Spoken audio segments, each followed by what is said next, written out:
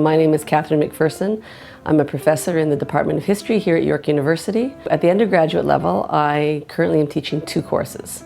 So the first is a first-year course, History 1050, Life, Love, and Labor, and it's an introduction to social and cultural history. This first-year course, I think, is interesting because it covers a good chunk of the time that students might have experienced if they'd taken grade 12 world history. So the grade 12 world history curriculum tends to be a little more focused on big economic change, political changes, wars, revolutions. So History 1050 takes the same time frames but then explores the same kind of themes and events and transitions, but from the point of view of ordinary people. That said, it's important for students to remember that in most first-year courses at York University, and certainly in the history department, we don't expect that students are going to have a wide breadth of historical knowledge. So if they haven't taken history in high school since the mandatory Canadian courses they, I think, have to take in grade 9 and 10, they can move into our first-year courses and we'll catch them up pretty easily.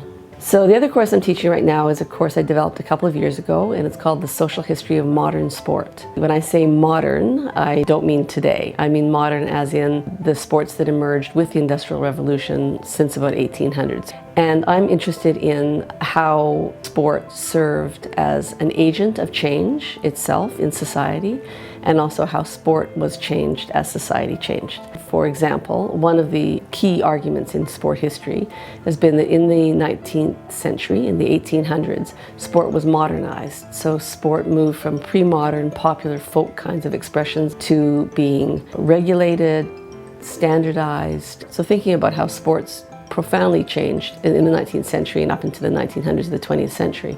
But we're also interested in how sport was an agent for some of these big changes we think about, like how sport was a site of gender exclusion. Sport was supposed to be in the 19th century expressly for men, but also how sport became a place of gender inclusion, how women athletes challenged the barriers that sport presented.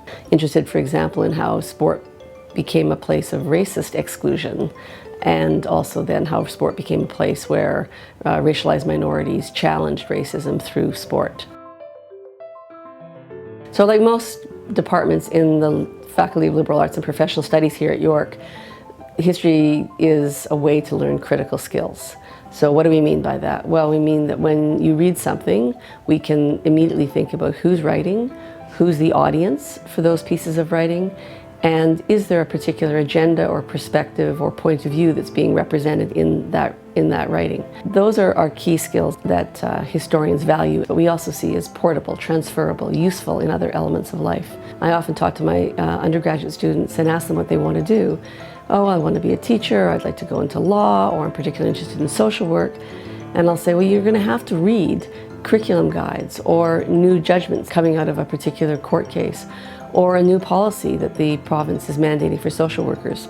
The other key critical skill is being able to build an argument and articulate it. In lots of our history courses, there's no one right answer, but the task and the skill of learning how to mobilize evidence to make your case and answer a question like that is a key skill that we're interested in our department and our courses.